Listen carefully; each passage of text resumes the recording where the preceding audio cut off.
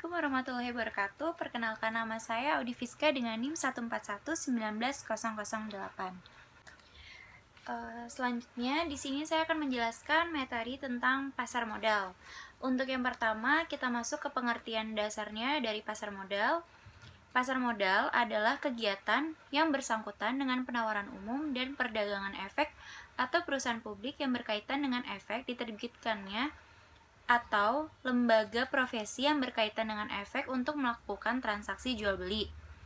Pasar modal juga bisa disebut sebagai tempat bertemunya peninjau dan pembeli modal atau dana.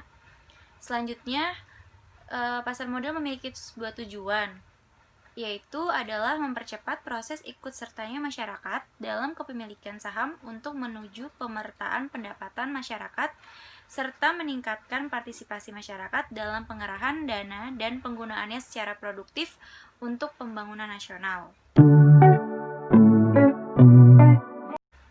Selanjutnya di sini saya akan menjelaskan juga dasar-dasar hukum dari yang terdapat pada pasar modal. Dasar-dasar hukum dalam pasar modal terdiri dari beberapa, yaitu yang pertama, Undang-Undang Nomor 8 Tahun 1995 tentang pasar modal. Kemudian yang kedua adalah Peraturan Pemerintah Nomor 45 Tahun 1945 tentang penyelenggaraan kegiatan di bidang pasar modal. Selanjutnya yang ketiga yaitu Peraturan Pemerintah Nomor 46 Tahun 1995 tentang cara pemeriksaan di bidang pasar modal. Dan selanjutnya yaitu Surat Keputusan Menteri Keuangan Nomor 645 KMK _1010 _1995, yaitu tentang pencabutan Keputusan Menteri Keuangan Nomor 1548 Tahun 1990 tentang pasar modal. Dan selanjutnya ada juga Surat Keputusan Menteri Keuangan Nomor 646 KMK _010 _1995, yaitu tentang pemilikan saham atau unit penyertaan reksadana oleh pemodal asing.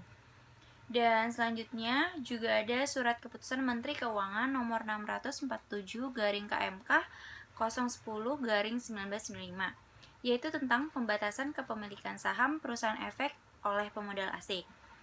Dan selanjutnya juga ada Keputusan Presiden Nomor 117 Tahun 1999, yaitu tentang perubahan atas Kepres Nomor 97/1993 tentang tata cara penanaman modal sebagaimana telah diubah dengan Keputusan Presiden Nomor 155/1998. Dan selanjutnya juga ada Keputusan Presiden Nomor 120 Tahun 1999 tentang perubahan atas Kepres Nomor 33/1981, yaitu tentang Badan Koordinasi Penanaman Modal sebagaimana terakhir dengan Keputusan Presiden Nomor 113 Tahun 1998. Dan selanjutnya juga ada Keputusan Presiden Nomor 121 Tahun 1999, yaitu tentang perubahan atas Kepres Nomor 183 Tahun 1998 tentang Badan Koordinasi Penanaman Modal yang telah diubah dengan Keputusan Presiden Nomor 37 Tahun 1995.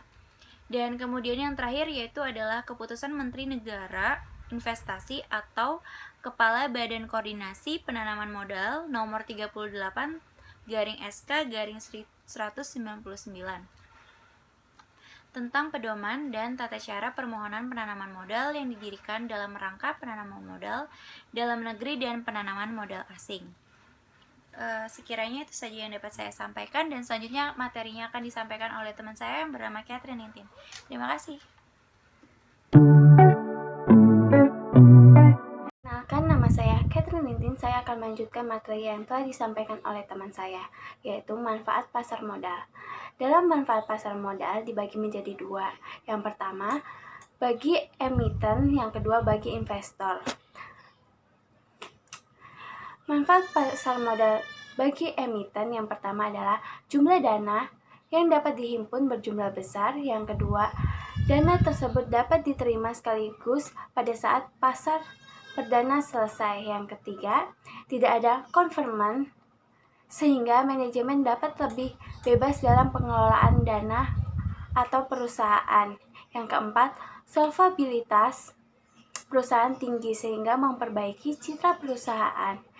Yang kelima, ketergantungan emiten terhadap bank dapat lebih kecil. Yang kedua, manfaat pasar modal bagi investor. Manfaat bagi investor yang pertama adalah nilai investasi, perkembangan mengikuti pertumbuhan ekonomi. Peningkatan tersebut tercermin pada meningkatnya harga saham yang mencapai capital gain. Yang kedua, memperoleh dividen. Bagi mereka yang memiliki atau memegang saham dan bunga yang mengambang bagi pemenang obligasi. Yang ketiga atau yang terakhir, dapat sekaligus melakukan investasi dalam beberapa instrumen yang mengurangi resiko.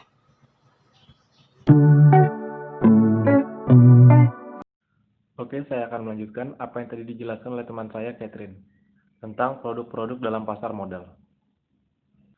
Produk yang terdapat dalam pasar modal antara lain ada saham, ada obligasi, dan ada reksadana. Yang pertama, saham. Saham adalah penyertaan dalam modal dasar atau perseroan terbatas. Sebagai tanda bukti penyertaan tersebut, dikeluarkan surat atau saham kolektif kepada pemegang saham. Hak-hak pemilik saham antara lain satu, dividen.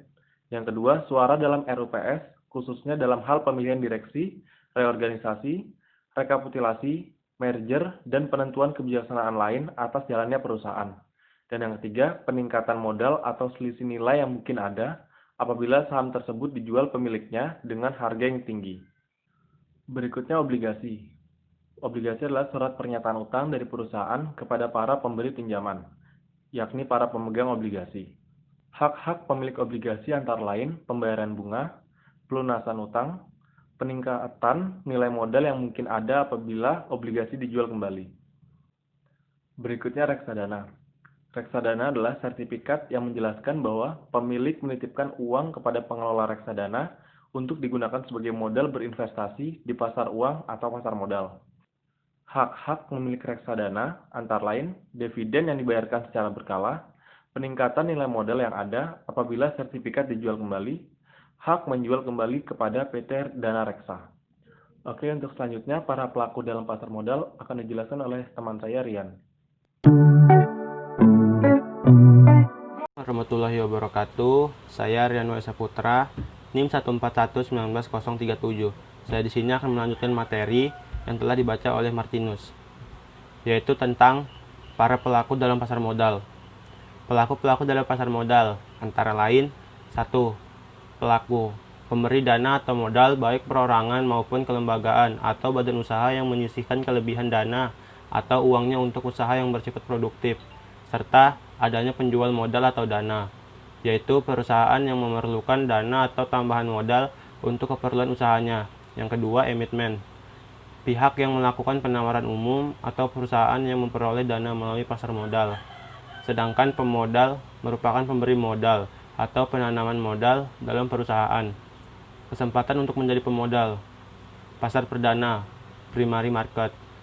Pemodal pada saat saham belum dilakukan atau efeknya belum tercatat di bursa. Masanya adalah 90 hari. Pasar secondary market. Setelah 90 hari pasar perdana, maka dapat masuk ke pasar sekunder, dan setelah itu efek dapat diperdagangkan setiap hari sesuai mekanisme pasar. Yang ketiga, komoditi. Barang yang diperjualbelikan dapat berupa bursa uang, modal, timah, karet, tembakau, minyak, emas, perkapalan, asuransi, perbankan, dan lain-lain. Yang keempat, lembaga penunjang.